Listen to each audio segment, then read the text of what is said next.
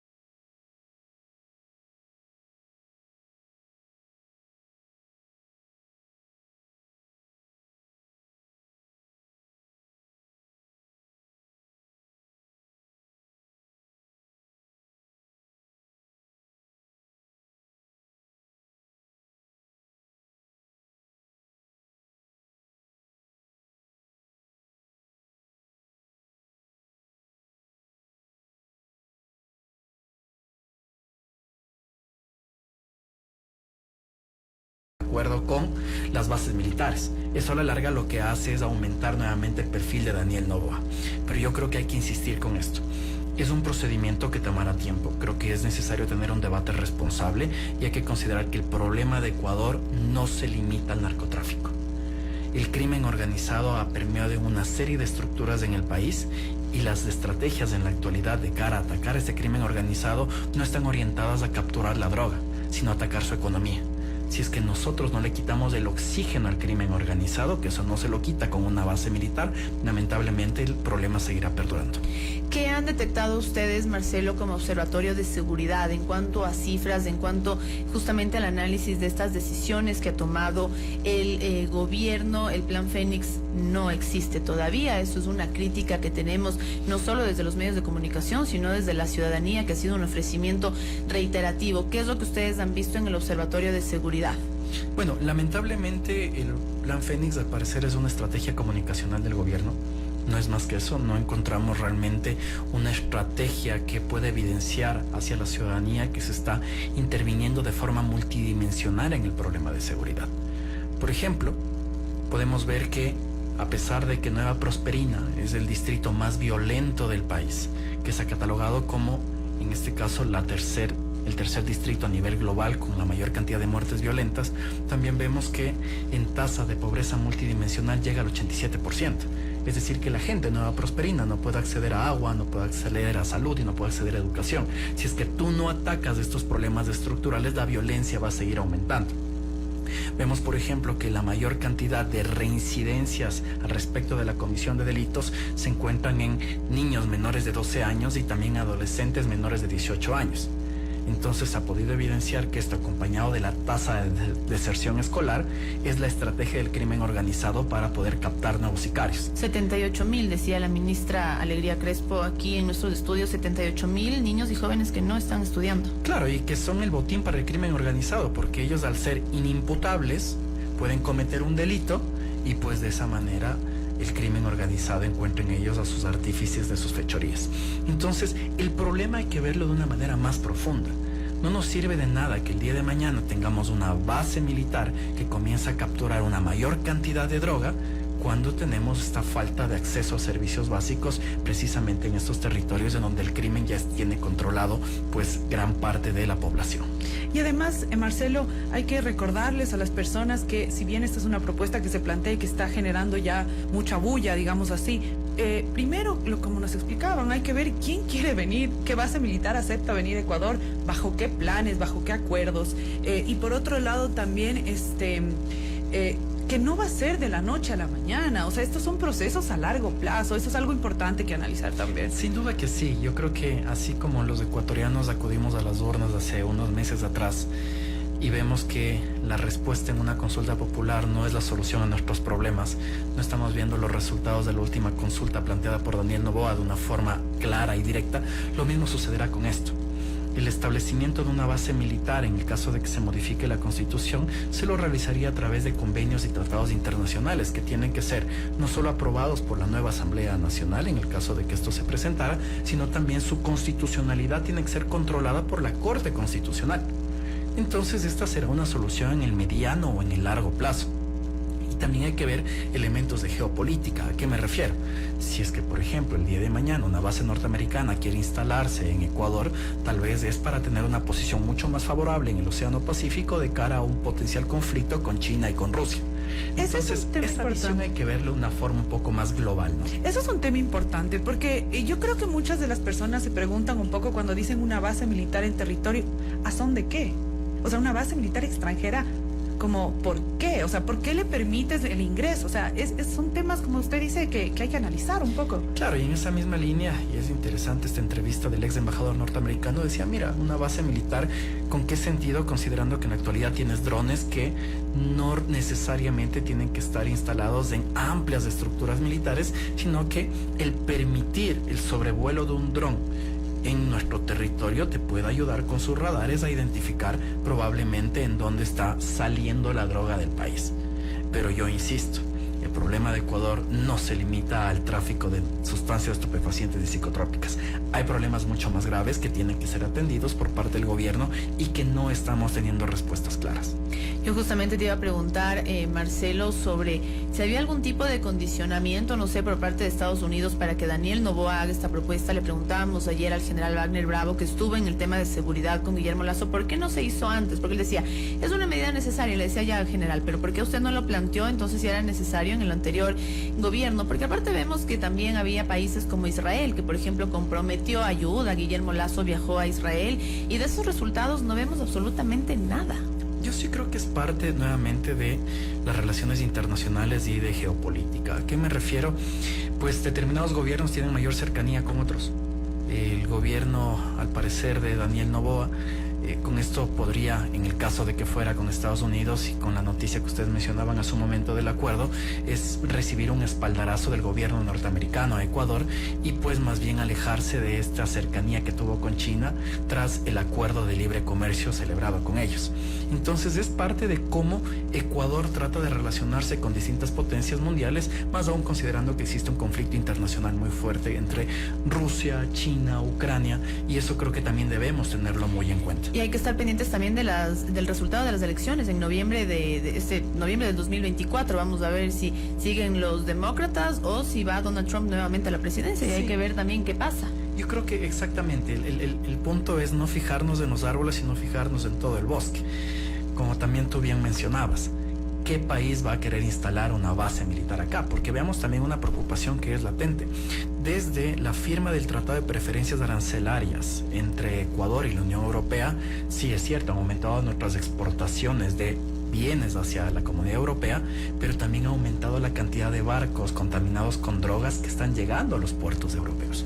Entonces también para la Unión Europea es una preocupación el hecho de cómo la falta de control en nuestros puertos está afectando a su sociedad con la llegada, en este caso, de sustancias estupefacientes. Creo que es necesario comprender también esto. El crimen organizado en la actualidad actúa como multinacional. Porque se produce la droga en Colombia, también ya se probablemente está produciendo aquí en Ecuador, sale a través de otra empresa, que le vamos a llamar los lobos o los tiguerones, a través del mar, a través del Océano Pacífico, hace una escala en Centroamérica o en México, llega a otra empresa que se puede llamar, llamémosle los Zetas, que se encargan de que llegue a Estados Unidos. Entonces tú tienes una empresa multinacional y es así como está funcionando el negocio del crimen organizado.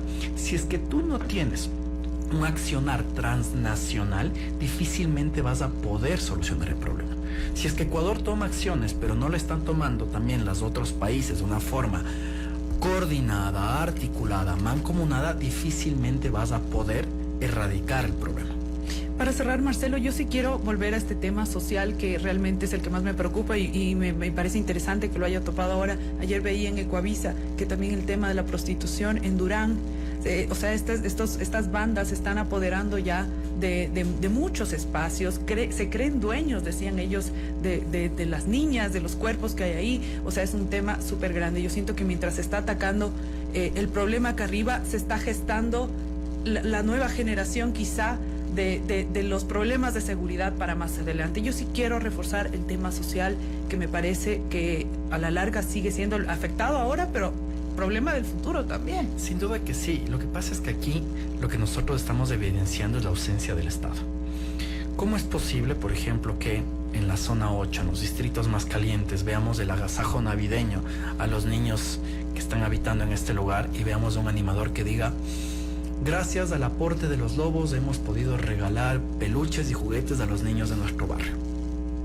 Que tú, por ejemplo, te vayas a provincias del suroriente de nuestro país, que veas a la minería ilegal campante y que la gente te diga: bueno, es que el minero ilegal me está dando trabajo, colocó un consultorio médico y adicionalmente ha hecho carreteras. Entonces, lamentablemente la población que no ve satisfechas sus necesidades se convierten en los protectores del crimen organizado en razón de que ellos están reemplazando al Estado. Si es que el Estado sigue ausente al respecto de esta satisfacción de necesidades, estamos creando el ambiente propicio para que se genere una relación simbiótica entre el crimen organizado y el Estado. Y hay un punto adicional, hay que preguntarnos el por qué el crimen organizado en la actualidad está actuando de forma tan campante. Hay un tema que no se discute, que es el elefante en la habitación, el lavado de dinero. Los sectores en los cuales se está permitiendo el lavado de dinero y por qué UAFE, Fiscalía y otras entidades no están actuando de una manera pronta al respecto de esto. ¿Cómo es posible que estemos en un país en el cual en menos de una semana puedas constituir una compañía, pero te demoras casi 8 años para recuperar activos dentro de un proceso penal, en el cual pudo haberse involucrado un tema de lavado de activos por parte del crimen organizado? Entonces, el problema que está atravesando actualmente Ecuador tiene una serie de facetas, de perspectivas que tienen que ser abordadas integralmente. Es necesario hacer un debate responsable, atendiendo a lo social, identificando el ámbito normativo, pero sobre todo, jalándole las orejas a las instituciones que tienen que cumplir con aquello que manda la ley, garantizar derechos y controlar, sancionar la comisión de delitos. Podríamos quedarnos horas conversando, Marce, sobre todo el tema del lavado de activos. Hay interesantes análisis sobre el tema del dinero que se está moviendo a través de... Me encantó que hayas dicho empresas, pero en verdad son bandas delictivas que la verdad nos acechan. Yo vi el video también que habla Gaby de la prostitución en Durán. Son varias investigaciones que está haciendo Ecuavisa Noticias en su cuenta de TikTok. Y es interesante ver cómo se mueven estas bandas criminales, sobre todo en estos barrios más pobres de Guayaquil, estos barrios desatendidos. Se nos terminó el tiempo, Marcelo, pero gracias por acompañarnos hoy aquí en línea. Vamos a seguir conversando con ustedes. Tienen importante información desde el Observatorio Legislativo, desde el Observatorio de Seguridad y por supuesto también la Fundación Ciudadanía y Desarrollo. Gracias. Muchísimas gracias a ustedes. Nos vamos a nuestra primera pausa. Son las 13:33. Regresamos con importante información, el informe con Jorge Javier Aguirre de la plataforma OnlyPanas y nuestra segunda entrevista.